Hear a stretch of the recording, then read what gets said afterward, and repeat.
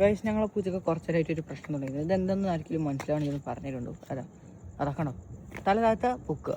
മറ്റേ നമ്മൾ മൗസ് എലിനടിക്കൂലേ അതേപോലെ ഉണ്ട്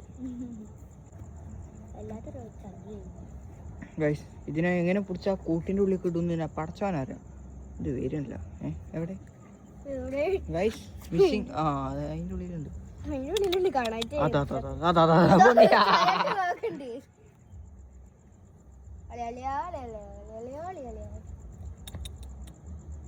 അതാ പോയി ഇപ്പൊ അതാ